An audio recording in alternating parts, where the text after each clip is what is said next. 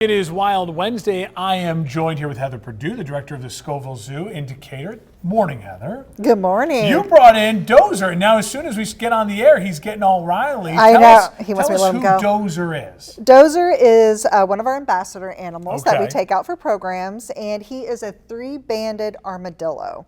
So a lot of people are familiar with the 9-banded armadillos. That's what we would see here in Illinois, right? Yeah, southern Illinois, even though they're kind of migrating themselves north a little bit.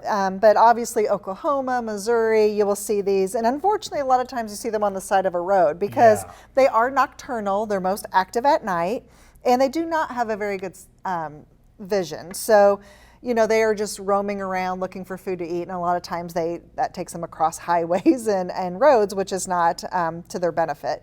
But he is a South American species, so you wouldn't see him here, and he is quite a bit smaller than the 9-banded armadillos that we have here in Illinois and then the North American states. One of the things you told me about Dozer that is still blowing my mind, I asked you, oh, how old is Dozer? 25. Yeah, he is 25 years old. He is an old man, and they can live up to 30 in human care, and obviously in the wild, they don't live as long.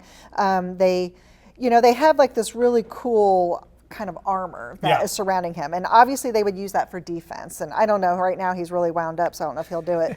But the 3-banded are really cool because they can actually roll all the way up. Yeah, there he goes. There he goes. Completely into a ball right there. Yes, so you can see he look at that. Has that plate on his head and on his tail, and he can fold himself in. So if a coyote or a bobcat, mountain lion, something like that was trying to prey on him, full defense. He can full defense. And one of the protective things too is, like, obviously I don't want to put my fingers in there because it does give you quite a pinch if you were to. Yeah, and he's got these big claws, and you say that's really for attacking, finding for bugs. It's his main part of his diet. Exactly. So he's mainly an insectivore, and they would actually live in burrows created by anteaters there in South America. So they wouldn't really use it to create burrows, but they would use that to go into termite mounds or ant mounds, and that's what they would be using to, like, you know, dig up insects to eat. Now, one of the other questions I asked you is, like, how many armadillos do you have? And you were like, well, he's actually flying solo, and that's the way they prefer to be. Correct. They are solitary animals. You know, they may meet up just during the breeding season. The females give birth to one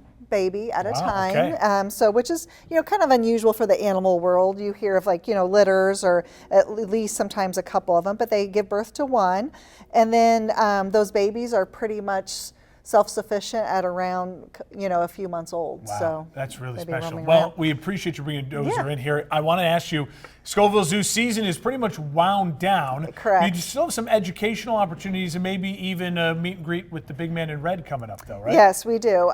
We have every month we have a preschool for ages 3 to 5 for kids to come in. It's an hour program. It's called our Zoo Buddies program. Okay. And there's a different theme every month. So you could go onto our website and look to see if there is a class that you have, maybe a kid or a grandchild that would love to come.